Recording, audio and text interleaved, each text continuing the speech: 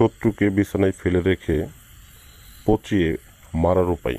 সম্মানিত ভিউয়ার্স, আজকে একটা গাছে মৃত্যুবাণ নিয়ে হাজির হলাম।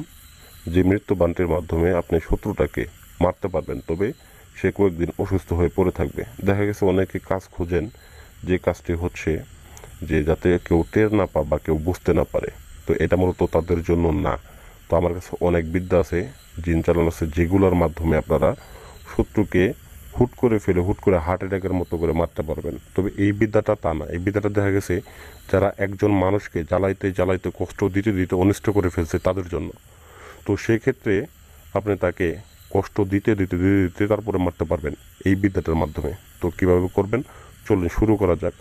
প্রথম দিকে আপনাদের যে কাজ সেটা হচ্ছে আপনাদের একটা আসন করে বসতে হবে।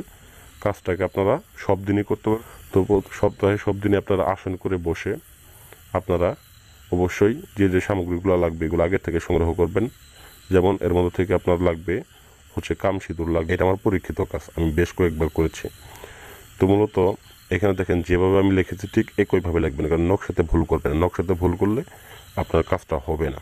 তো এই জন্য দেখা গেছে অনেক সময় অনেক আপনারা ট্রাই করেন, চেষ্টা করে থাকেন, কিন্তু কাজ হয় না। তো হতাশায় ভোগেন, টাকা পয়সা নষ্ট করেন। তো সেই জন্য আমি মনে করি যেটাই করেন তাড়াহুড়া করে করবেন না, ধীরে স্থিরে করবেন। তো এই 7 দিনের যে কাজটা আছে এই কাজটা ধীরে স্থিরে ফলাফল পাইলেও দেখা গেছে সুন্দরভাবে আপনি ফলাফল পেয়ে যাবেন। তো কামসিঁদুর দ্বারা নকশা দেখা গেছে অরিজিনাল জিনিসের দাম দেন কিন্তু পান 2 নাম্বার জিনিস।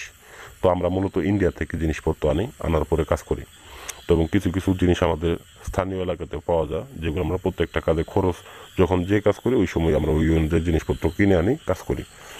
তো টাটকা সেই ক্ষেত্রে এই বানটা কাটানোর কোনো উপায় নেই। সেক্ষেত্রে শত্রু ধুকে ধুকে বিছানার ভিতরে পচবে।